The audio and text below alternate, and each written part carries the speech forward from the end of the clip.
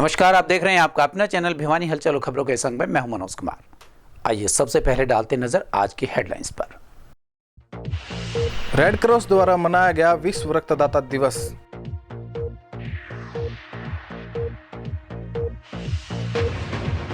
अंतर्राष्ट्रीय योग दिवस की तैयारियों को लेकर करवाया योग प्रोटोकॉल।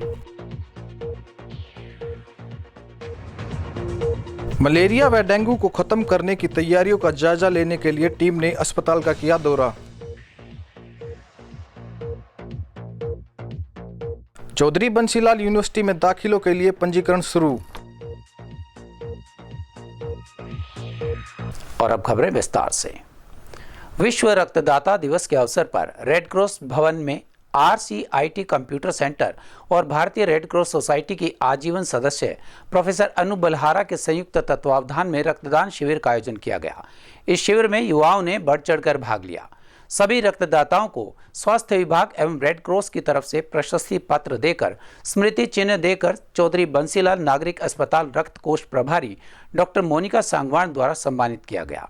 रेड क्रॉस उपाधीक्षक जय भगवान ने कहा कि किसी भी लोभ, लालच, जाति, धर्म, भेदभाव से ऊपर उठकर हमें रक्तदान करना चाहिए।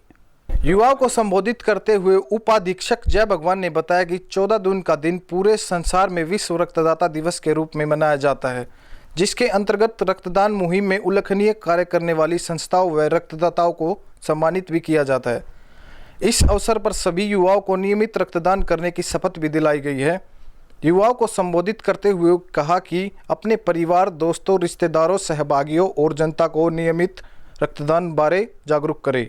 युवाओं को संबोधित करते हुए कहा कि हमें संकल्प लेना चाहिए कि जब भी रक्त की आवश्यकता किसी भी घायल या जरूरतमंद व्यक्ति को होगी तो बिना किसी लोभ, लालच, जाति, धर्म, भेदभाव से मुक्त होकर रक्तदान अवश्य करेंगे। आज जो है 14 जून को जो है विश्व रक्तदान दिवस जो है मनाया जाता है। आज विश्व रक्तदान दिवस पर जो है हमारी ब्लड सेंटर सरकारी अस्पताल की टीम द्वारा जो है 2 जगह जो है कैंप का आयोजन किया गया है। 2 जगह कैंप में एक हमारा कैंप जो रेड क्रॉस के साथ यहाँ पर रेड क्रॉस भवन में आयोजित किया गया है और दूसरा कैंप जो है उड़ान वेलफेयर सोसाइटी के द्वारा जो है मीठाथल में ऑर्गेनाइज करा जा रहा है।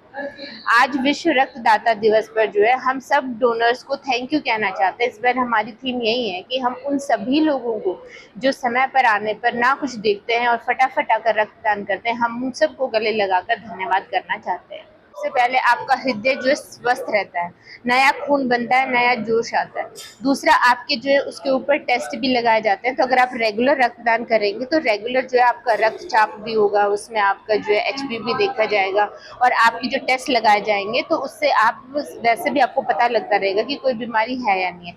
इसके अलावा जो है हमें मानसिक रूप से भी जो है रक्तदान करने से एक संतुष्टि महसूस होती है। जिला उपायुक्त एवं रेड क्रॉस अध्यक्ष श्री नरेश नरवाल के कुशल मार्गदर्शन में एवं सचिव रेड क्रॉस के निर्देशानुसार, सचिव रेड क्रॉस प्रदीप कुमार के निर्देशानुसार आज रेड क्रॉस भवन में 14 जून को विश्व रक्तदाता दिवस पर एक रक्तदान शिविर का आयोजन किया गया, जिसमें विभिन्न गांवों से आए हुए युवाओं ने अपना रक्तदान किया। साथ के साथ इनको मोटिवेट भी किया कि आगे हम अपना रक्तदान करते रहें, क्योंकि रक्त ही एक जीवन बचा सकता है। इसको किसी फैक्ट्री में कहीं से कीमत देकर नहीं खरीदा जा सकता।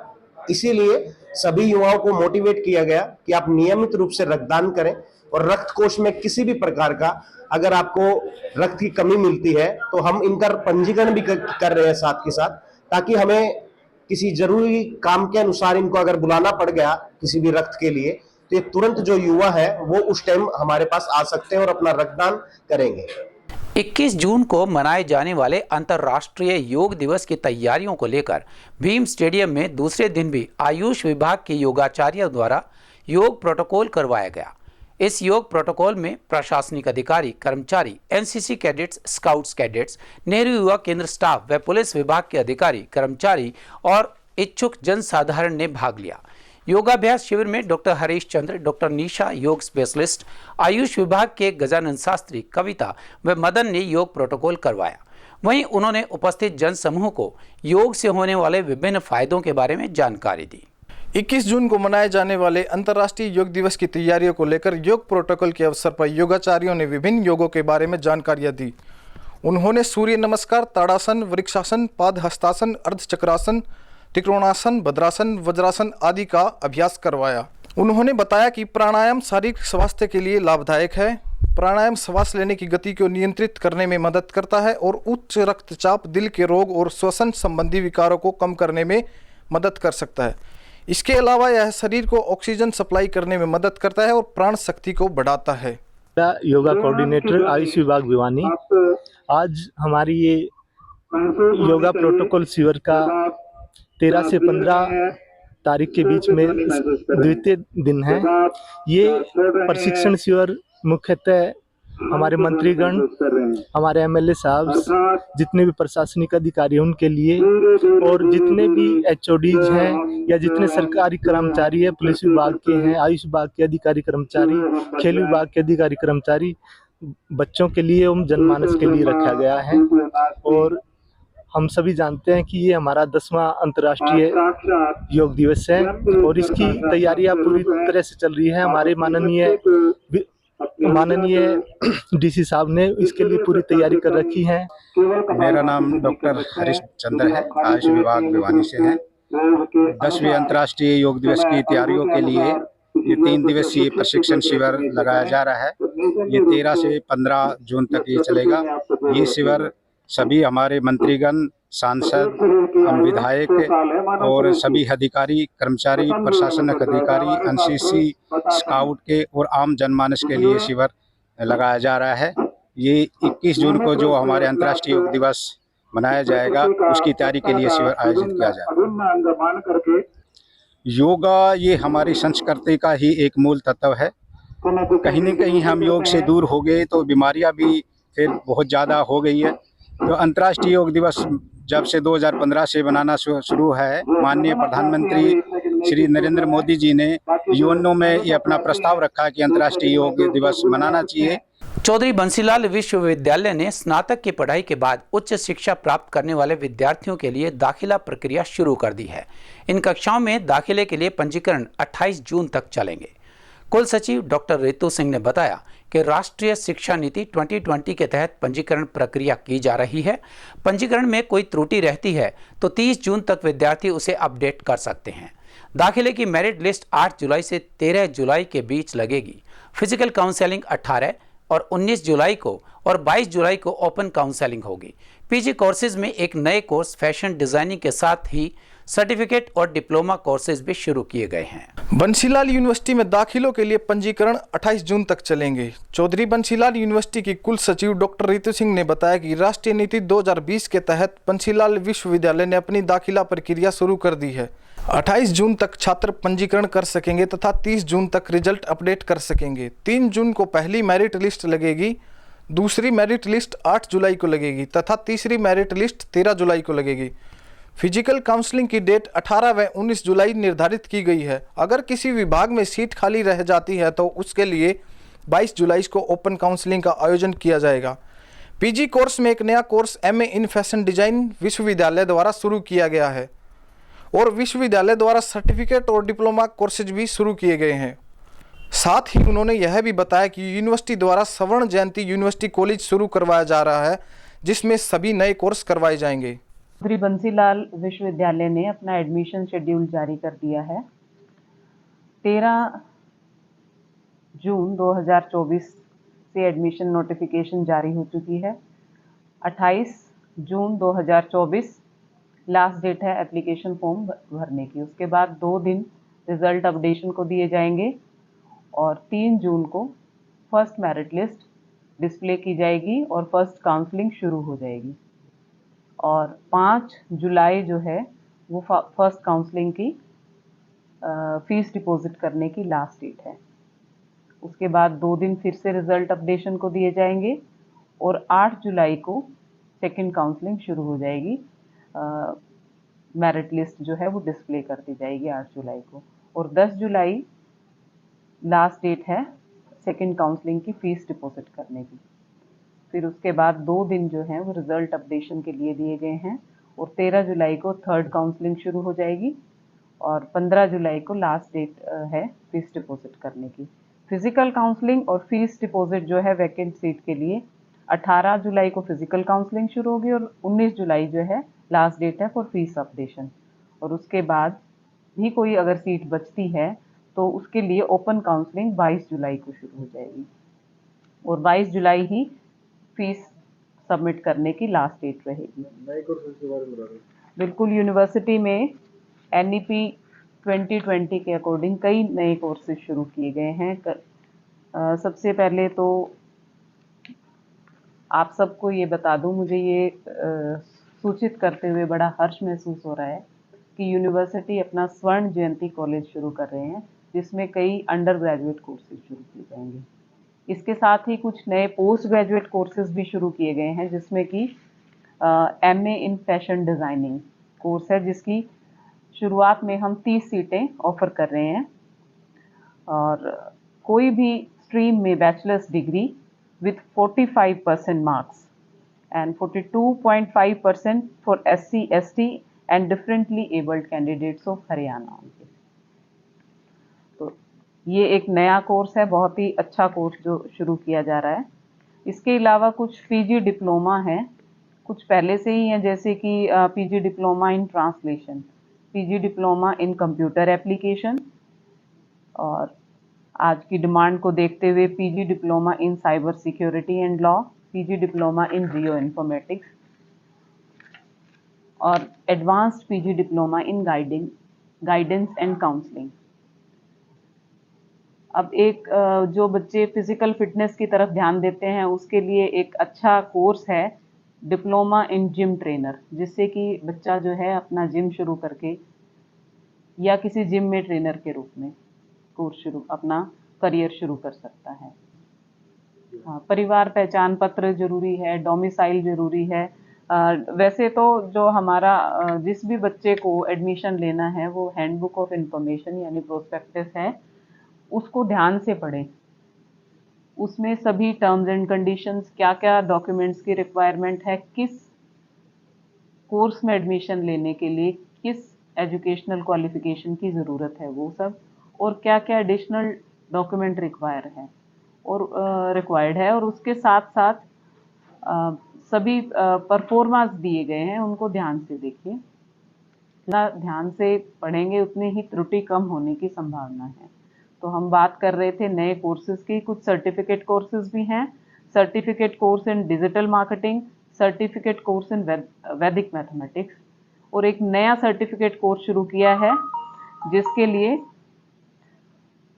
30 सीटें हम इंट्रोड्यूस कर रहे हैं और आज के पर्सपेक्टिव में बहुत ही ज़रूरी है, क्योंकि स्पोकन इंग्लिश पर जोर दिया जा रहा है।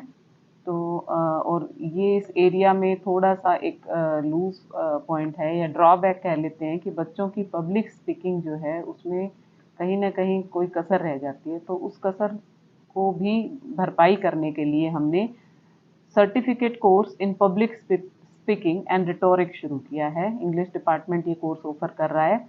चौधरी बंसीलाल अस्पताल में बाहर से आई हुई टीम ने अस्पताल का दौरा किया और लोगों को मलेरिया व डेंगू के बारे में विस्तृत जानकारी दी। इस टीम में malaria deputy director doctor Rakesh Saini ने विभाग का निरीक्षण किया और जानकारी दी कि मलेरिया और डेंगू को खत्म करने को लेकर जिले और ग्रामीण स्तर पर किस तरह की तैयारी और एक्टिविटीज की जा रही हैं और मलेरिया और डेंगू को कम करने के लिए विशेष गाइडलाइंस भी जारी की गई हैं।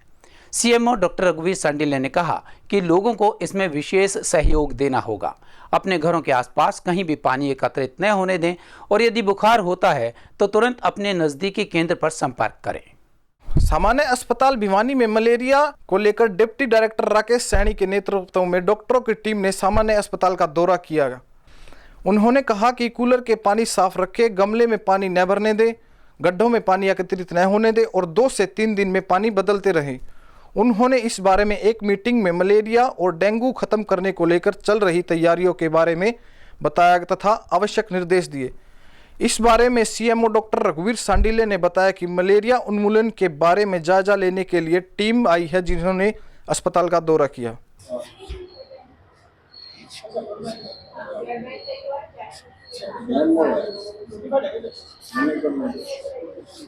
आज जो डिस्ट्रिक्ट भिवानी में आए हैं उसका जो मुख्य कारण है बेसिकली ये देखना है कि आगे आने वाले मलेरिया और डेंगू के सीज़न को देखते हुए जो ज़िले की क्या तैयारी है और जो ग्रामीण स्तर पर है वहाँ पर क्या तैयारी है और किस तरह की एक्टिविटीज़ की जा रही है।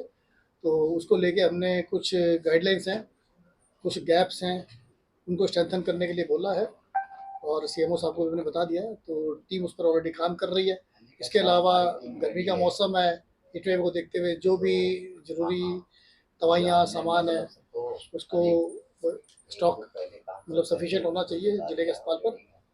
और लोगों से अब यही गुजारिश करते हैं कि हर साल अब जो डेंगू और मलेरिया आम हो गया और हरियाणा क्योंकि मलेरिया को ख़त्म करने की बात करता है, तो उसके लिए लोगों के बिना सहयोग के मलेरिया ख़त्म नहीं हो सकता। तो इसलिए अपने घरों में और अपने घर के आसपास जो भी कंटेनर्स होते हैं, प्लास्टिक के गिलास है या मिट्टी के बर्तन हैं जिनमें हम पानी रखते हैं, उनमें देखें कि कहीं पर भी कोई मच्छर का लार्वा ना पनप रहा हो। अगर ऐसा कोई लार्वा पनपता है तो ये मानते हुए कि वो डेंगू का लार्वा हो सकता है, आप पूरी सतर्कता बरतें और इन बर्तनों को खाली करें। ब्लड डोनेशन डे पर आप सभी का धन्यवाद। आप आए और ब्लड डोनेशन के लिए जो अवेयरनेस और जानकारी पब्लिक में जाएगी, इसके लिए प्रिंट मीडिया, इलेक्ट्रॉनिक मीडिया का धन्यवाद। आज हमारे भाग्यशाली हैं, हम स्टेट हेडक्वार्टर से भी हमारी टीम इंस्पेक्शन पर आई है। जो जो कमियां होगी, जो भी सजेशन होंगे, उसको हम पूरा करवाएंगे। हर डॉक्टर की इच्छा होती है कि वो अपना अच्छा ड्यूटी पर आए और अच्छी तरह से काम करे। तो आप सभी आए हैं, इसका बहुत बहुत धन्यवाद। और अब एक खबर चलते चलते, आरएसएस की ओर से इन दिनों में जो टिप्पणियां आ रही हैं, उससे लगता है कि वो भाजपा से जमकर नाराज है। भाजपा को लेकर आरएसएस का रुख बदला हुआ सा दिखाई दे रहा है। पिछले दिनों आरएसएस प्रमुख मोहन भागवत ने मणिपुर हिंसा समेत अन्य मुद्दों को लेकर भाजपा की मौजूदा सरकार को घेरा था। उसे स्पष्ट था कि आरएसएस को तेवर भाजपा के प्रति पैने होते चले जा रहे हैं। और अब आरएसएस के राष्ट्रीय कार्यकारिणी के सदस्य इंद्रेश कुमार का बड़ा बयान सामने आया है। इंद्रेश कुमार ने कहा है कि राम भक्ति करने वाली पार्टी अहंकारी बन गई, जिसका परिणाम यह हुआ कि लोकसभा चुनाव में भगवान श्री राम ने उसे पूर्ण शक्ति नहीं दी। भगवान ने इस पार्टी को 240 पर ही रोक दिया। भगवान राम का यही न्याय है। राम सबके साथ न्याय करते हैं और उनका न्याय बड़ा सत्य है। साथ ही इंद्रेश कुमार ने विपक्षी इंडिया गठबंधन को लेकर भी निशाना साधा। उन्होंने कहा कि जिनको भगवान राम पर श्रद्धा नहीं थी और वे राम का विरोध करते थे, उनमें से किसी को भी शक्ति नहीं मिली और वह 234 पर रह गए। प्रभु श्री राम का न्याय बड़ा विचित्र नहीं, बड़ा सत्य है। इंद्रेश कुमार ने किसी भी पार्टी का नाम नहीं लिया, लेकिन उनका इशारा बिल्कुल सीधा था। जिस तरह से संघ के अंदर से इस तरह के बयान आ रहे हैं, उससे यह समझ आ रहा है कि संघ को कहीं ना कहीं भाजपा का व्यवहार अच्छा नहीं लग रहा और उसकी चुभन में संघ के मंच से भाजपा के लिए नसीहत के रूप में टिप्पणियां आ रही हैं। भाजपा को लेकर संघ का बर्ताव अब मुखर हो रहा है। देखना यह होगा कि यह जो टकराव है वो कहां जाकर थमता है। और अब जाने से पहले एक नजर आज की हेडलाइंस पर। रेड क्रॉस द्वारा मनाया गया विश्व रक्तदाता दिवस।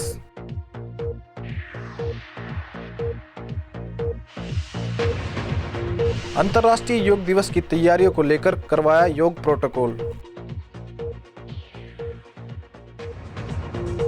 मलेरिया व डेंगू को खत्म करने की तैयारियों का जायजा लेने के लिए टीम ने अस्पताल का किया दौरा।